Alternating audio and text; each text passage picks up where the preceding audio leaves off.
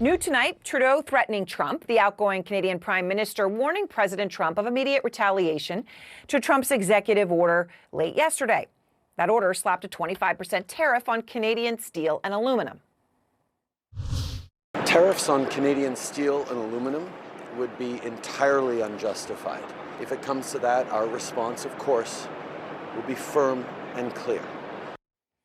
Now, keep in mind, the United States buys more steel and aluminum from Canada than anywhere else in the world. A quarter of all U.S. steel imports come from Canada. And Trump's tariff, which again, he's already signed an executive order, is set to take effect on March 12th. Out front now, Chrystia Freeland. She was Canada's Deputy Prime Minister and Finance Minister under Trudeau until she resigned in December, and she is now one of the front runners to replace him in this next election. So, Chrystia, I so much appreciate your time. When you hear that warning from Prime Minister Trudeau, who of course is on his way out, and then all of this has blown up after that was announced, will it make President Trump think twice about these new tariffs that are in the executive order? Well, it should. The Prime Minister is absolutely right. These tariffs are illegal, they are unjustified, and crucially, Aaron, they are self-mutilating for the United States. They're going to hurt the U.S. really badly. And we know that because it's not the first time this has happened. In 2018, the United States imposed tariffs of 25% on Canadian steel, 10% on Canadian aluminum. And in 2019, the U.S. dropped those tariffs, mostly because those tariffs hurt the U.S. and also because we did as the Prime Minister said we would do. We retaliated, dollar for dollar retaliation, and it hurt. You know, I think you guys sometimes think Canada, well, actually, I don't think Americans think about Canada all that often, which is fine with us. But what you should remember is we are actually your largest market. We are larger than China, Japan, the UK, and France combined. And that means we have economic leverage. Our country is really united behind this. We will use that leverage. And you guys are the people who invented the saying, the customer is always right. So I do point out when you're saying the last time around when those tariffs were imposed and the tit for tat, that was also in a Trump presidency. So it's an important analogy that you're drawing here. You posted a very direct warning. You're saying this here, but on social media yesterday, you spoke directly to Trump. Let me just play it for anyone who hasn't seen it. I have a message today for President Trump. If you force our hand, we will inflict the biggest trade blow that the United States has ever endured. What does that trade blow look like if you're the next prime minister?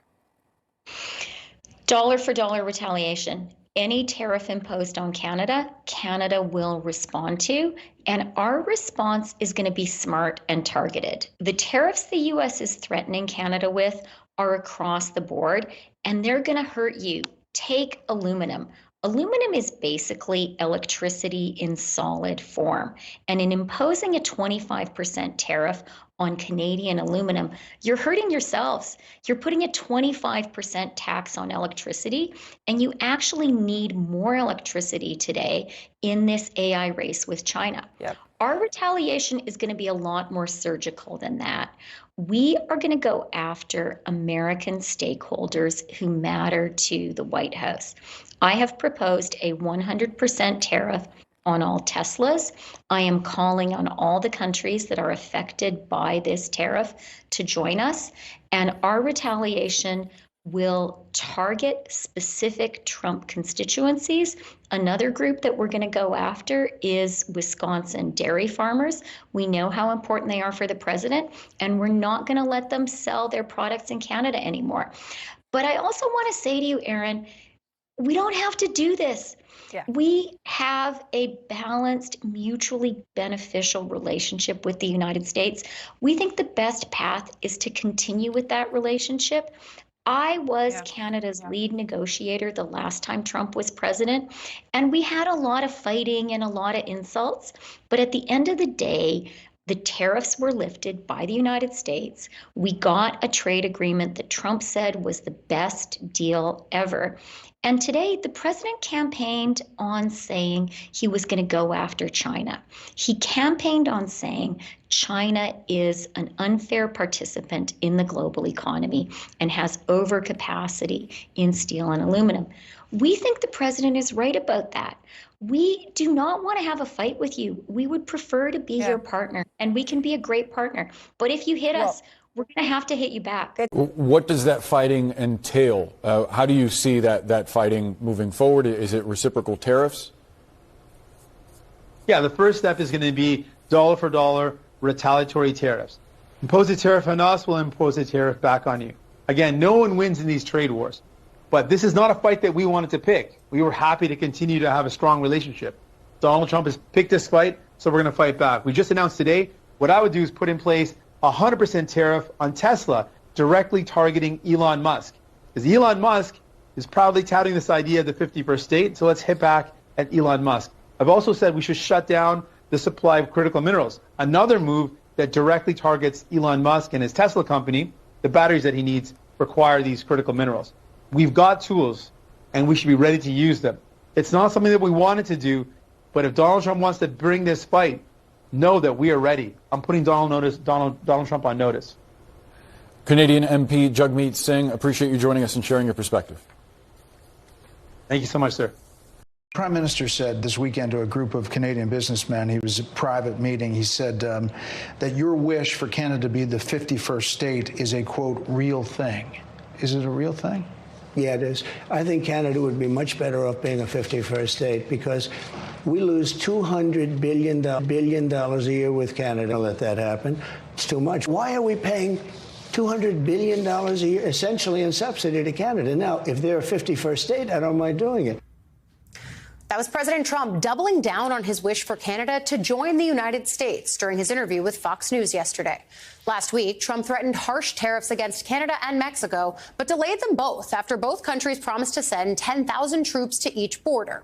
Now, Trump is claiming those actions aren't enough to stop the tariffs, saying it's, quote, not sustainable, and that he is changing it. Joining us now, senior political reporter for Axios, Alex Eisenstadt. First, I just want to talk about what we're hearing there from the president, saying it's not enough to delay the tariffs. At the same time, though, even as he says he's serious about making Canada a 51st state, you've got his national security advisor this weekend on Meet the Press saying, no, there's no military plans to do that, explaining it away. But you see shades of negotiation. Yeah, it's the classic Trump move, right? You start at one place to get another. To get the other party to meet you somewhere in the middle. And so is he serious about a military intervention here? Probably not. But what he does want to do is he does want to move Canada to some place where there can be some notion of agreement. So this is where he starts. We're seeing this on the foreign stage, though, not just with him there, but also in the relation to the way that he's talking about Gaza. Yeah. And so this is the question, right, which is when he says these things, do you necessarily take it literally from the beginning point? Or is there sort of a broader discussion he's trying to open when he says these kinds of things? Yeah, and it seems like you're looking at it from the perspective of, okay, maybe on foreign policy, it's all negotiating. But to say the least here. But do you think that ultimately Canada might end up conceding, or is that not even a possibility? Well, I think the issue is that Donald Trump is claiming Canada's a narco state. The man's a liar. So would we put some more money on the border? Sure. I'd love to put more money on the border to keep American guns from shooting our people on the streets. We would do that to avoid a trade war. We're reasonable as Canadians. But when you have somebody threatening our sovereignty, well, we're hunkering down for a fight here. So yes, for people in the grain growing belts, potash from Canada is essential. For the tech people, critical minerals, we've already had our BC Premier talk about shutting off the critical mineral flow. Wood, you need that. But the big issue, and I think it was raised by some of your previous panelists, auto.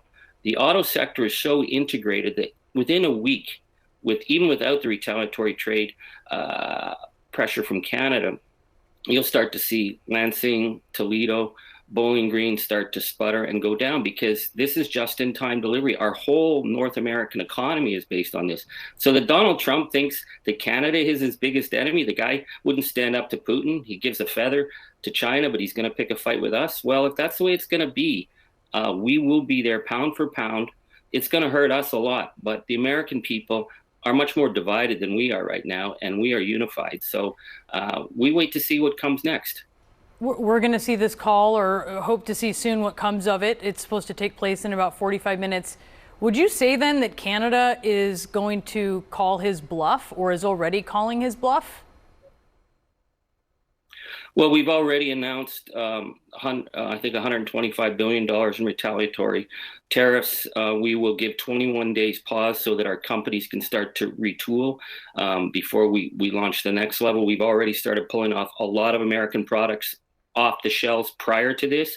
I'm hoping that our prime minister will cut a deal. I think with Donald, it's so important that he looks like he's won something. I mean, this isn't gunboat diplomacy. This is really, I don't know, like Al Capone in his syphilitic period trying to do a shakedown. So, yeah, we'll make concessions on something that, you know, he can write a press release about. But on key areas, Canadians would hunt our leaders down if they bowed and kissed the ring to the man from Mar-a-Lago. It's not going to happen. So we shall see. I'm hoping that we can get through this and get back to work with our American cousins.